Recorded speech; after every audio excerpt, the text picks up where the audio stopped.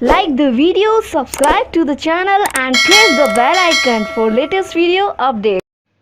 ਦਰਸ਼ਕੋ, ਭਾਰਤ ਦੇ ਪਹਿਲੇ ਪ੍ਰਧਾਨ ਮੰਤਰੀ ਡਾਕਟਰ ਮਨਮੋਹਨ ਸਿੰਘ ਨੇ ਕਿਹਾ ਹੈਗਾ ਸੈਂਟਰਲ ਗਵਰਨਮੈਂਟ EMPLOYEES ਦੀ ਜਿਹੜਾ 1.25 ਕਰੋੜ ਹੈ ਇੰਡੀਆ ਵਿੱਚ, ਉਹਨਾਂ ਦੇ ਮੁਲਾਜ਼ਮਾਂ ਨੂੰ ਅਤੇ ਪੈਨਸ਼ਨਰਜ਼ ਨੂੰ ਜਿਹੜਾ ਇਹਨਾਂ ਨੇ DA ਫਰੀਜ਼ ਕੀਤਾ ਹੈਗਾ, ਇਹ ਜਸਟੀਫਾਈਡ ਨਹੀਂ ਹੈਗਾ।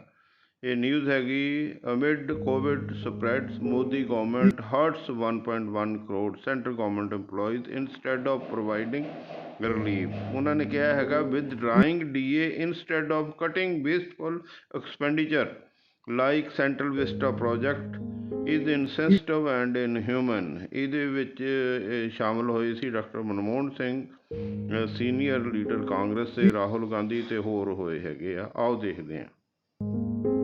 We should be on the side of people whose dearness allowance is being cut. I sincerely believe that it is not necessary at this stage to impose hardships on the government servants and also on the armed forces people. I see the problem is that you're building your central vista at the same time. So either you are not sort of doing these extravagant expenditures, but you're taking away money from the middle class, you're not giving money to the poor people, and you're spending it on your central vista. We can make the point when you have not cut back expenditure on the bullet train, central vista development. Those are the programs which should first be put on halt before you begin to halt people's dearness. Because yesterday itself, there are a lot of anguishes coming out from the common employers.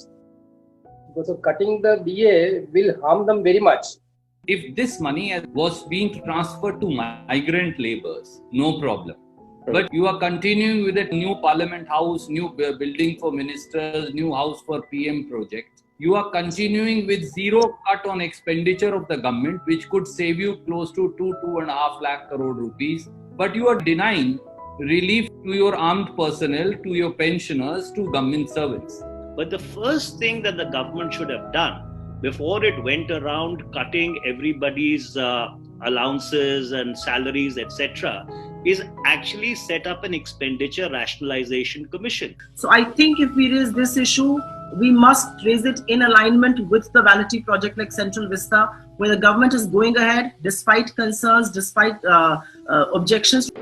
If they can ask the private sector to not cut back, then how can the government itself cut back? Now corporate India is going to follow because they are waiting for that. Already retrenchments are, big time retrenchments are going on. They don't want to take responsibility of anything. This is the government which expects people to do everything. आपदा के बीच सरकार जनता को कुछ नहीं दे रही, अपनी कंपनियां उसको दे रही है, और जनता आज के दिन मुश्किल में है। तो ये भी बताए सरकार कि ये जो प्राइस डिफरेंशियल है, जिस दाम पे आप बेचते हो और जिस दाम पे आपको आज अंतरराष्ट्रीय स्तर पर मिलता है, विच इज $20, वो फायदा आप जनता को क्यों नहीं दे रहे? चौथी बात, ये जो increase in dearness allowance and DR है, डियरनेस अलाउंस रिलीफ है, जिसकी बढ़ोतरी हुई थी, इसने आपने रोक क्यों दी 2021 तक? ये तो आम आदमी के लिए है, आम आदमी की सुविधा है ये, और बेचारा जो आपके लिए काम करता है उसका आप रोक रहे हो डियरनेस अलाउंस इंक्रीज। तो ये आप मत कीजिए। अब वक्त आ गया कि जनता के बारे में सोचने का। ये 2-3 मोटी बातें मैं आपके सामने रखना चाहता था। That the dearness allowance increase must not be held back till 2021. That we must give it to the people, because those are the people in this economic crisis, they need that money very much. Now we come to the main issue, and I'll try and sort of make it as short as possible. शायद आप लोगों को आपको मालूम है कि भाई अब तक मार्च 24 में लॉकडाउन शुरू हुआ और ये चलता रहेगा अब तक के 3 मई तक चलेगा। लगभग इसका मतलब 40 दिन हो जाएंगे। सो जनता का तो लॉकडाउन 40 दिन का हो गया।